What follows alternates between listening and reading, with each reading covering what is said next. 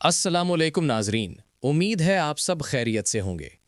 Orhan series की किस्त number 8 का पहला ट्रेलर सामने आ चुका है और इस ट्रेलर को देखने के बाद हमें काफ़ी हद तक अंदाज़ा हो जाता है कि आने वाली किस्त में किन बड़े वाक़यात पर रोशनी डाली जाएगी। इसी बुनियाद पर आज की वीडियो में हम चंद अहम और दिलचस्प मौज़ूआत पर बात करने वाले हैं। सबसे पहले ये सवाल पैदा होता है कि क्या फ्लावियोस ने फ़ातिमा खातून को अपनी असल हकीकत बता दी है, और अगर वाकई उसने सब कुछ फ़ातिमा को बता दिया है तो क्या फ़ातिमा खातून ये सच मालहून खातून से छुपाए रखेगी, ख़ास तौर पर इसलिए कि मालहून खातून खुद फ़ातिमा से फ्लावियोस के बारे में सवाल कर चुकी हैं। ऐसे में फ़ातिमा खातून का जवाब क्या होगा और वो किस हद तक मामले को संभाल पाएगी।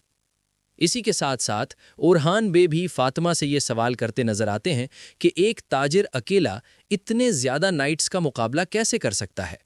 क्या फ़ातिमा ओरहान बे को इस सवाल पर मुतमईन कर पाएगी या शुकूक मज़ीद बढ़ेंगे।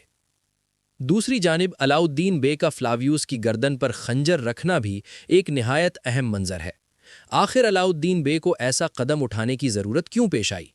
इसके अलावा हम ये भी जानने की कोशिश करेंगे कि शहंशाह तक हेक्टर आखिर कैसे पहुंचा और इस पूरे मामले के पीछे कौन सी चाल कारफरमा है। सबसे बड़ा सवाल ये है कि क्या फ्लावियोस ने वाकई ओरहान बे के साथ गद्दारी की है और जानबूझकर ओरहान बे को हेक्टर के करीब पहुंचाया है। अगर ऐसा है तो फ्लावियोस ने ये सब क्यों किया और इसके मकासद क्या हैं। और आखिर में एक और बड़ी खबर, क्या अगली किस्त में इस पुराचा की बाकायदा एंट्री होने जा रही है। नाजरीन, आज की वीडियो में हमारे मौज़ूआत यही होंगे, तो वीडियो को आखिर तक ज़रूर देखें। इससे पहले वाली वीडियो में हम आपके साथ ये बात वाज़ेह कर चुके थे कि ओरहान सीरीज़ की किस्त नंबर 7 के आखिर में हमने 50-50 इम्कानात क्यों बयान किए थे। इसकी बुनियादी वजह यही थी कि सलीबी किसी भी हद तक जा सकते हैं और उनसे हर तरह की चाल की तवक्को की जा सकती है।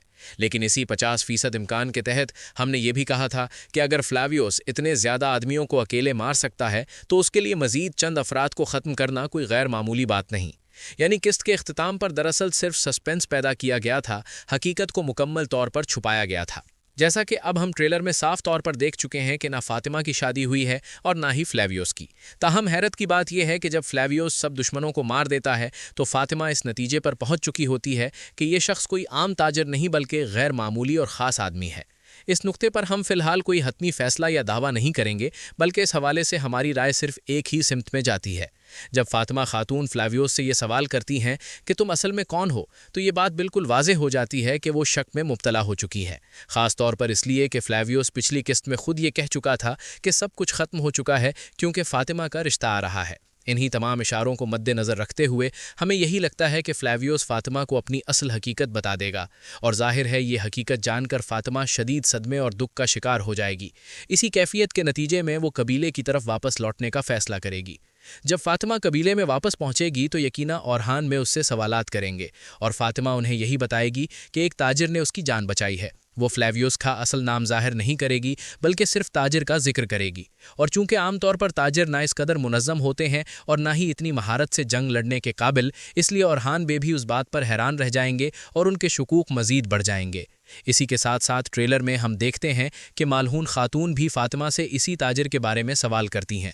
हमें यही लगता है कि फ़ातिमा मालहून खातून को भी ये हकीकत नहीं बताएगी कि वो शख्स फ्लावियोस है और ना ही ये ज़ाहिर करेगी कि उस ताजिर के साथ उसका कोई जज्बाती ताल्लुक़ या मोहब्बत है या नहीं। इस मामले में भी फ़ातिमा खामोशी इख्तियार करेगी और बात को वहीं रोक देगी। अलबत्ता इम्कान यही है कि ये सच मालहून खातून तक अवाम के ज़रिए, किसी ख़ास शख्स के ज़रिए या फिर यलीत बे के रास्ते पहुँच सकता है, क्योंकि यगीत बे अपनी माँ को ये बात बता सकता है और यूँ ये खबर मालहून खातून तक पहुँच जाएगी।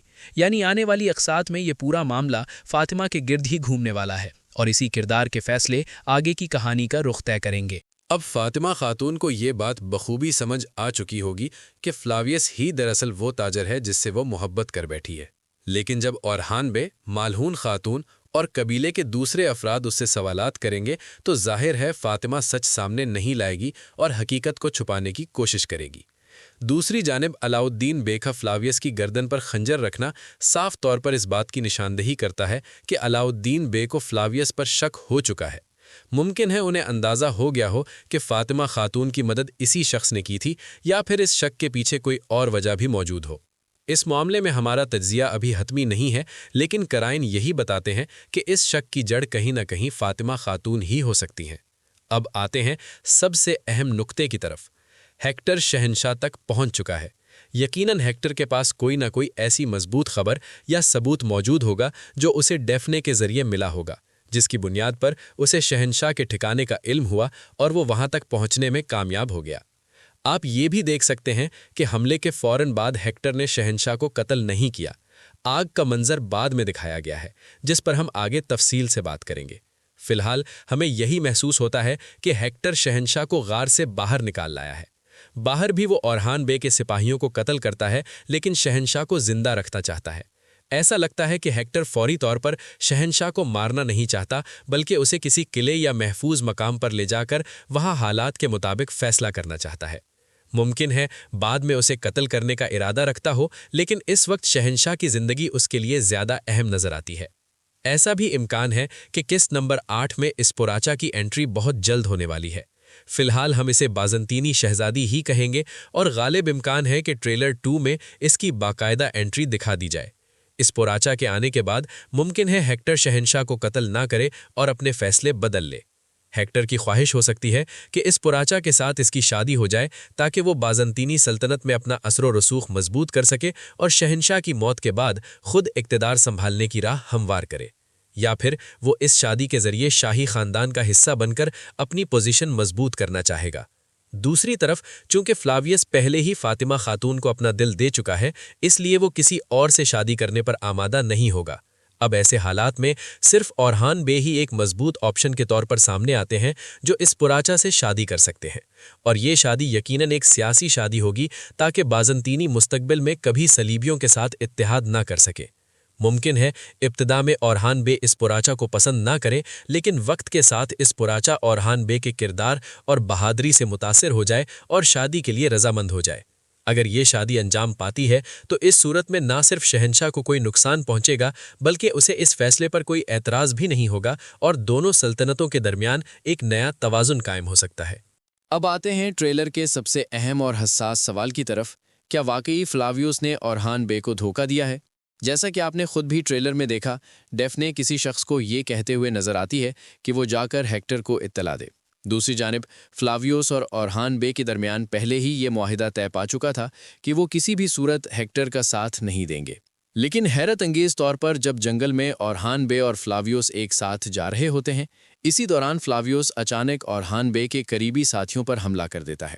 حملے کے فوراً بعد وہ اورحان بے کو گرفتار کر کے ہیکٹر کے پاس لے جاتا ہے۔ وہاں ہیکٹر اپنی صلیبی کابینہ کے ساتھ موجود ہوتا ہے جو کسی خاص رسم کی ادائیگی میں مصروف ہے۔ آگ جل رہی ہوتی ہے اور اورحان بے بندھے ہوئے کھڑے دکھائی دیتے ہیں، جو اس منظر کو مزید سنسنی خیز بنا دیتا ہے۔ یقیناً اس مرحلے پر ہیکٹر اورحان بے کو قتل نہیں کرنا چاہے گا، بلکہ اس کا مقصد یا تو کوئی نیا معاہدہ کرنا ہوگا یا پھر کوئی بڑی شرط منوانا ہوگا۔ یہی وجہ ہے کہ وہ اورحان بے کو زندہ رکھنا چاہتا ہے، اور فلاویوس کی وجہ سے ہی اورحان بے اس کے سامنے لائے گئے ہیں۔ اب اصل سوال یہی ہے کہ کیا فلاویوس نے واقعی اورحان بے کے ساتھ غداری کی ہے؟ فلاویوس ایک صورت میں دھوکہ دے سکتا ہے اگر اسے ساروس کے بارے میں یہ بتایا گیا ہو کہ ساروس پر ہونے والا حملہ اور اس کی موت اورحان بے کی وجہ سے ہوئی ہے، یا پھر یہ حقیقت چھپا کر اسے یہ بتایا گیا ہو کہ ساروس زندہ ہے اور ہمارے قبضے میں ہے، اور اسی طرح شہنشاہ بھی ہمارے اختیار میں ہے۔ ایسی صورت میں اگر فلاویوس سے یہ کہا گیا ہو کہ اگر تم ساروس اور شہنشاہ کو زندہ دیکھنا چاہتے ہو تو اورحان بے کو ہمارے پاس لے آؤ، تو فلاویوس یقیناً ایک مشکل فیصلے میں پھنس جائے گا۔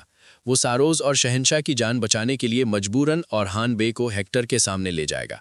دوسری صورت جس کے امکانات ہمیں زیادہ مضبوط نظر آتے ہیں، یہ ہو سکتی ہے کہ یہ سب کچھ دراصل اورحان بے اور فلاویوس کا مشترکہ منصوبہ ہو، یعنی فلاویوس پہلے ہی اورحان بے کو بتا دے کہ شہنشاہ اور ساروس ہیکٹر کے قبضے میں ہیں اور وہ تمہیں وہاں بلوا رہے ہیں، اس لیے ہمیں ایک طے شدہ منصوبے کے تحت وہاں جانا ہوگا تاکہ اصل حقیقت سامنے آ سکے، اور یہی منظر ہمیں ٹریلر میں دکھایا گیا ہے جو اس امکان کو مزید مضبوط کرتا ہے۔